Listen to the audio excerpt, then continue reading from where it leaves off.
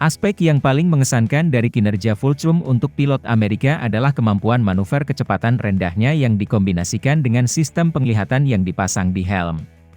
Dirancang sebagai tanggapan terhadap generasi baru pesawat tempur Amerika, yang mencakup F-15 dan F-16, MiG-29 menghadirkan ancaman besar bagi pilot barat. Di antara negara-negara yang membeli Fulcrum ada juga Jerman Timur. Luftwaffe, Angkatan Udara Jerman, MiG-29 tetap digunakan juga setelah reunifikasi Jerman dan digunakan tidak hanya untuk layanan Quick Reaction Alert, KIRA, nasional tetapi juga sebagai pesawat musuh selama latihan udara NATO, di mana MiG-29 menunjukkan kemampuannya yang luar biasa terhadap kemampuan udara. Unit tempur barat pertama yang memiliki kesempatan untuk menghadapi Fulcrum dalam pertempuran udara tiruan adalah Skuadron Tempur, FS, ke-510, Buzzards, milik sayap tempur, FW, ke-31 dari Pangkalan Udara Aviano di Italia Utara, yang terbang melawan Luftwaffe Jagdgeschwader 73, JG-73. MiG-29 pada Mei 1995 selama penempatan Fulcrum Jerman ke Pangkalan Udara Decimomannu, di ujung selatan Sardinia, seperti yang dijelaskan oleh David Sarvey dalam artikel ekstensifnya, Climbing with the Fulcrum. Seperti yang diceritakan oleh Kapten Mike S1MCH Pronunciation Choi, salah satu dari 510 FSF-16 pilot yang terbang melawan JG-73 MiG-29. Aspek yang paling mengesankan dari kinerja Fulcrum untuk pilot Amerika adalah kemampuan manuver kecepatan rendah yang dikombinasikan dengan helmnya. Sistem penglihatan terpasang. Dalam pertarungan kecepatan rendah, melawan Fulcrum mirip dengan melawan F-18 Hornet, tetapi Fulcrum memiliki keunggulan daya dorong atas Hornet. F-18 benar-benar dapat memutar hidungnya jika Anda terlibat dalam pertarungan kecepatan lambat, tetapi ia harus kehilangan ketinggian untuk mendapatkan kembali energinya, yang memungkinkan kita untuk mengalahkan mereka. MiG memiliki otoritas hidung yang hampir sama pada kecepatan lambat, tetapi dapat memperoleh kembali energi lebih cepat. Ditambah pilot MiG memiliki kerucut 45 derajat di depan mereka di mana mereka dapat menembakkan pemanah dan memakanmu. Tapi seperti yang dijelaskan S1MCH Pronunciation Choi, bahkan jika sistem penglihatan yang dipasang di helm terbukti menjadi ancaman yang hebat, itu bukan ancaman yang tidak dapat diatasi. Beberapa kemampuan mereka lebih jahat dari yang kami duga. Kami harus menghormati pandangan yang dipasang di helm, yang membuat keputusan kami untuk berlabuh lebih sulit. Dengan kata lain, ketika saya mendekat, saya harus mempertimbangkan pandangan yang terpasang di helm itu. Setiap kali saya mendekati hidung Fulcrum, saya melepaskan suar untuk mengalahkan Archer yang keluar dari relnya.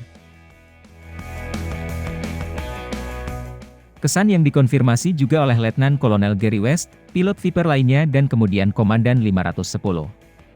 Sebelum datang ke sini, beberapa pilot kami mungkin menganggap pemandangan yang dipasang di helm MiG sebagai akhir dari pertarungan BFM, kami telah menemukan bahwa itu tidak mematikan seperti itu. Yang kami harapkan. Kami menemukan beberapa posisi, khususnya dalam tembakan cross-hop atau tembakan tinggi rendah dan dalam pertempuran kecepatan lambat, di mana pilot Fulcrum dapat melihat 45 derajat dan mengambil tembakan saat hidungnya masih mancung.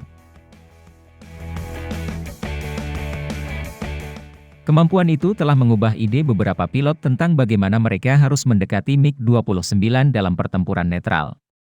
Di bawah 200 knot, MiG-29 memiliki kemampuan menunjuk hidung yang sangat baik hingga di bawah 100 knot. F-16, bagaimanapun, menikmati keuntungan dalam rezim 200 knot plus. Pada kecepatan yang lebih tinggi, kita dapat memaksa di atasnya untuk bergerak vertikal. Dan tingkat giliran kami secara signifikan lebih baik. Dengan kesabaran dan dengan mempertahankan kecepatan udara sekitar 325 knot, F-16 bisa membuat MiG-29 naik ke hidungnya. Tapi pilot masih harus berhati-hati terhadap tembakan melintasi lingkaran dengan layar yang dipasang di helm itu. S1MCH Pronunciation Choi dan dua pilot USAF lainnya memiliki kesempatan untuk terbang dengan Fulcrum Jerman dan mereka menjelaskan beberapa keterbatasan MiG-29. Visibilitas mereka tidak begitu bagus, kerugian mereka adalah keuntungan nyata bagi kami. Pilot F-16 duduk tinggi di kokpit. Semua pilot MiG-29 yang duduk di kokpit kami ingin melihat-lihat dengan kanopi tertutup. Mereka terkesan bahwa mereka bisa berbalik dan melihat ekornya dan bahkan melihat mesinnya. Selain visibilitas, saya mengharapkan kinerja belokan yang lebih baik. MiG-29 bukanlah mesin 9G kontinu seperti F-16. Klaim yang ditegaskan juga oleh Kapten Michael Raubach, yang saat itu menjadi pilot Fulcrum dari JG-73. Visibilitas kami tidak sebaik F-16 atau bahkan F-15. Kita tidak bisa melihat langsung di belakang kita. Kita harus sedikit melihat ke samping untuk melihat ke belakang, yang tidak memungkinkan kita untuk mempertahankan kontak visual dan vektor pengangkatan yang optimal pada saat yang bersamaan. Kekurangan ini bisa menjadi masalah nyata, terutama saat terbang melawan pesawat sekecil F-16. Sebaliknya, kurangnya kemampuan 9G Fulcrum yang berkelanjutan, disebabkan oleh sifat spesifikasi yang menghidupkan MiG-29, seperti yang dijelaskan oleh Kapten Oliver Prung, yang saat itu menjadi petugas operasi JG-73. Pesawat itu tidak dibuat untuk pertempuran jarak dekat, meskipun secara aerodinamis mampu melakukannya. Jerman Timur menerbangkannya sebagai pencegat pertahanan titik, seperti MiG-21. Mereka tidak diperbolehkan untuk memaksimalkan kinerja pesawat, untuk mengeksplorasi kemampuannya atau kemampuannya sendiri. Sortir berlangsung sekitar 30 menit.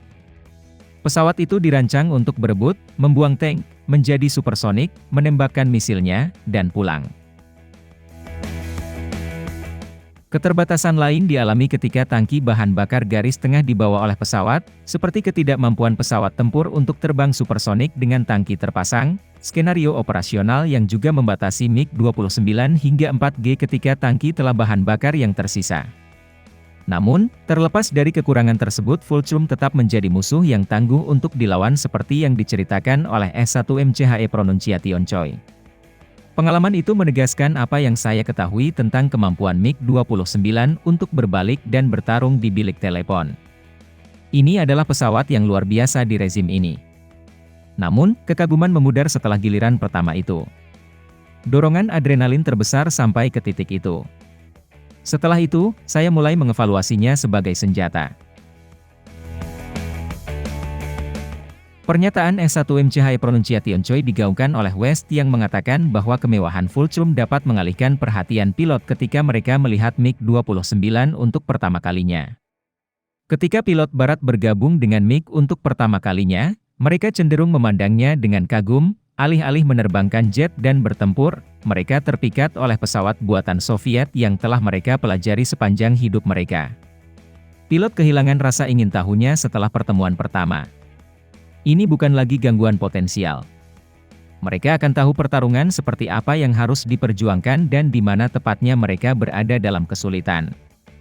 Tidak ada yang bisa mempelajari hal-hal ini dengan membaca laporan. Pertempuran udara ke udara adalah keterampilan yang mudah rusak.